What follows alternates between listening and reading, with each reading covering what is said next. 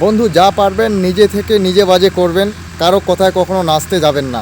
যদি কারো কথায় নাচতে যান তাহলে নিজের অমঙ্গল নিজেই ডেকে আনবেন। এটা 100% বৈধ এবং সত্যিকারের প্রমাণিত একটি বিশেষ ঘটনা। তার কারণটা কি জানেন কেন বললাম এই কথাগুলো আপনাদেরকে?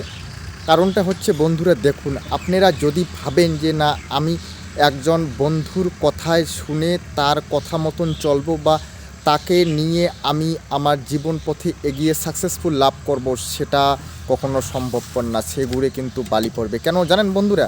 ব্যাপারটা হচ্ছে অনেক বন্ধুরা আছে আপনাকে বলবে সাথে আসি, পাশে আসি, সাথে থাকবো, পাশে থাকবো, কখনো ছেড়ে যাব না, আমরা আসি তো আপনার সাথে, আপনি চলুন, আমরা সব সময় সাপোর্ট হিসেবে পিছনে থাকবো, সামনে থাকবো, বুলেট প্রুফের ঢাল হয়ে সামনের দিকে এগিয়ে যাব। কিন্তু এটা কখনো সম্ভবপর হবে না। যখন কখনো আপনি কোনো একটা কাজে বাজে গিয়ে বিপদে আটকে যাবেন বা পড়বেন একটা ঠাকার মধ্যে, তখন দেখবে যে সেই সমস্ত বন্ধুগুলো আগেই ফুরফুর ফুরফুর করে ফুরুত হয়ে গিয়েছে।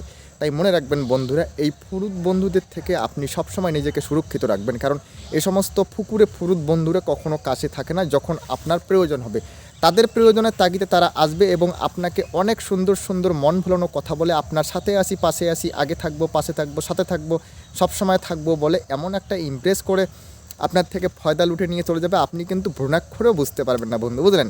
আর তারপরে কী হবে, যেটা হওয়ার সেটা তো আর পরবর্তীতে বুঝতে পারবেন যে যখন আপনি কোনো একটা কাজে বাজে গিয়ে আটকে যাবেন, তখন আপনার কোনো দেখা মিলবে না ওদের। তখন ব্যাপারটা দাঁড়াবে গিয়ে এমন একটা সিচুয়েশন এসে যে আপনি না পারবেন সামনে এগোতে, না পারবেন পিছনে পেছোতে, আর ওখানে যদি থাকেন তাহলে আপনি মধ্য নদীতে পড়ে যাবেন। কারণ কতক্ষণ থাকবেন দুটো নৌকায় পা দিয়ে, একটা নৌকো ডান দিকে একটা নৌকো বাঁ দিকে গেল, আপনি মাঝ বরাবর আছেন, তাহলে কী হবে? আপনি তো জলের মাঝখানে পড়ে যাবেন, তাই না? জলের মাঝখানে পড়লে ওখানে একটা পাক আছে খরস্রোতা, ওখানে তাহলে আপনি এক পাকে পড়ে যেতে পারেন, 2 কুমিরের মুখে গিয়ে পড়তে পারেন, 3 হচ্ছে গিয়ে আপনি এমন একটা বিপদে পড়লেন ওখান থেকে, না তো জল, না তো কুমির, না তো কোনো কিছু, ওখানে দেখা গেল একটা কাদার জাগ পড়ে রয়েছে, যেখানে পড়লে আপনি না পারবেন উঠতে, না পারবেন নড়তে, না পারবেন চড়তে, কোনো কিছুই করতে পারবেন না। তো ঠিক সেরকমই পরিস্থিতি ঘটে এইরকম আমাদের খুব সুন্দর ফুরুত বন্ধুদের ক্ষেত্রে।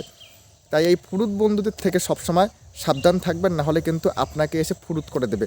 মনে রাখবেন বন্ধুরা, যে আপনাদের যে সমস্ত শুভাকাঙ্ক্ষী বন্ধুরা রয়েছে, হিতাকাঙ্ক্ষী কৃতাকাঙ্ক্ষী বন্ধুরা রয়েছে, আপনাদেরকে ছাড়া একদিনও থাকতে পারে না, আপনাদেরকে না দেখলে তাদের মনে ভালো লাগে না, কেমন কেমন কেমন কেমন করে। সেই সমস্ত বন্ধুরা মনে রাখবেন, যখন কোনো একটা প্রবলেমে গিয়ে পড়বেন তখন কিন্তু তাদের দেখা পাবেন না। তাই বন্ধুরা, সময় থাকতে সতর্ক হন, না হলে কিন্তু আপনারা বুঝতেও পারবেন না যে কখন এসে কীভাবে আপনাদেরকে একটা ধূমকেতুর জালে ধূম বানিয়ে দিয়ে চলে যাবে। আপনারা তখন শুধু ভাববেন আর ভাববেন।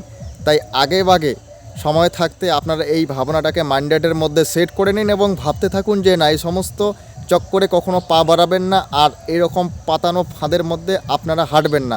কারণ এই সমস্ত ফাঁদের মধ্যে যদি একবার নিজেকে ফাঁদিয়ে ফেলেন তো ওখান থেকে বেরোনো মুশকিল হয়ে যাবে, বা কখনো কখনো এমনও পর্যায়ে এসে যায় যে তাদের আওতাধীন হয়ে থাকতে হয়, তাদের আন্ডারটেকিংয়ে চলে যায়। তাই এই সমস্ত ভুলেও কোনো কাজ করবেন না, যে সমস্ত কাজগুলো তাদের দ্বারা পরিচালিত হবে এবং তাদের মাধ্যমে আপনাকে চলতে হবে পরবর্তী সময়টাতে। এবং আপনি না পারবেন ডানে যেতে, না পারবেন বাঁয়ে যেতে, না পারবেন থেমে যেতে, না পারবেন আপনি এগিয়ে যেতে, পিছিয়ে যেতে। কারণ কী হবে জানেন? আপনাকে এমনভাবে রাখা হবে যে তাদের বশীভূত হয়ে আপনাকে থাকতে হবে। কারণ আপনার হাতে কোনো রকম কোনো কিছু নেই তো কন্ট্রোলিং ক্ষমতা।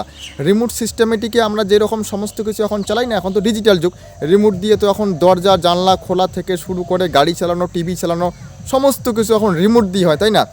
আপনার হাতের স্মার্টফোনটাও রিমোটের সাহায্যে কন্ট্রোলিং করা, যেটা জানেন তো আপনারা। তো এই হলো ব্যাপার এখনকার দিনে, এই রিমোট কন্ট্রোলিং সিস্টেমেটিক সিস্টেমের মধ্যে পড়ে গিয়ে নিজেকে আপনারা আবদ্ধ করে দেবেন না। তাই এই সবের থেকে সাবধান থাকবেন, তাহলেই সফলতাটা লাভ করতে পারবেন। আর মনে রাখবেন একটা জিনিস, যে আপনি যে রাস্তায় এগোচ্ছেন সেটাই সঠিক রাস্তা। আপনার অন্যের থেকে জ্ঞান নিতে হবে না, আপনার মধ্যেও সেই সেন্টিমেন্ট, সেই জ্ঞানটা রয়েছে, যে জ্ঞানটা তার মাথায় রয়েছে, সে যেরকমভাবে চলে আপনিও সেরকমভাবেই চলতে পারেন।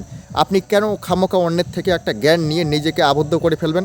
আপনার কি এই সেন্টিমেন্টটুকু নেই যে আপনি একজন সাধারণ নাগরিকের মতনই, উনিও একজন সাধারণ নাগরিক, তো সেইভাবে আপনি যদি চলতে পারেন তাহলে হচ্ছে গিয়ে দেখবেন যে একটা সফলতা এসে যাবে। কিন্তু যদি তার নীতিগত দিক থেকে আদর্শ দিক ধারণা করে নিয়ে আপনার জীবনকে উদ্দীপিত করার মাধ্যমে আপনি চলতে থাকেন, তাহলে কিন্তু সর্বনাশ করে আপনি নিজেকে গুলিয়ে দেবেন। বন্ধু, যাই হোক, আজকে এই সাধারণ একটা টিপস দিলাম আপনাদেরকে, এটা মাথায় রাখবেন। আর অবশ্যই সফলতার দিকে এগিয়ে চলুন, সফলতা তো হবেনি। আর সফলতা হতে একটু সময় লাগে, সময় সাপেক্ষ, কিন্তু সফলতা এসে যায়। এমন কোনো ব্যাপার না যে সফলতা আসবে না, সফলতা আসতে হবে।